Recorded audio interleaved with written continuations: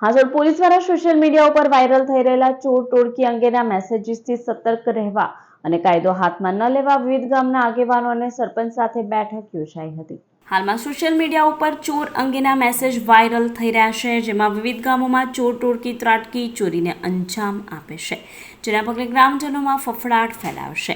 ત્યારે ગ્રામજનો દ્વારા ગામમાં આવતા અજાણ્યા લોકો ઉપર પણ હુમલા કરવામાં આવે છે અને કાયદો હાથમાં લેવામાં આવે છે. ત્યારે હાસોડ પોલીસ દ્વારા સરપંચ અને વિવિધ ગામના આગેવાનોની બેઠક યોજાઈ હતી. તેમને જણાવવામાં આવ્યું હતું કે કોઈપણ શંકાસ્પદ હિલચાલ જણાય તો તાત્કાલિક પોલીસનો સંપર્ક કરવો અને કાયદો હાથમાં ન લેવા અપીલ કરવામાં આવી છે. ભરૂચ જિલ્લામાં સોશિયલ મીડિયામાં વાયરલ થઈ રહેલા મેસેજના કારણે વિવિધ ગામમાં લોકો રાત્રિ રોણ પણ કરી રહ્યા છે અને ગામમાં આવતા અજાણ્યા લોકોને મારવામાં આવતા હોવાના બનાવ પ્રકાશમાં આવ્યા છે.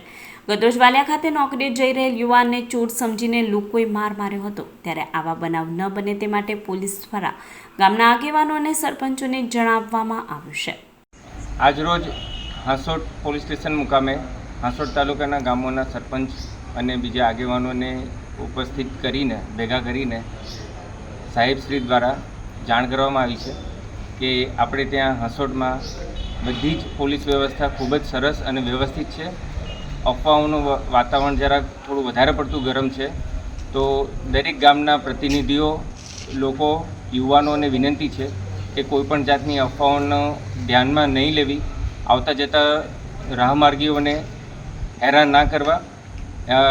જો તમને કંઈ પણ એવું વધારે લાગે છે કે થોડું શંકાસ્પદ છે તો મહેરબાની કરીને કાયદાને હાથમાં નહીં લઈ ને સીધું 100 નંબર પર ક્યાં તો નજીકના તમારા ગામના સરપંચને જાણ કરો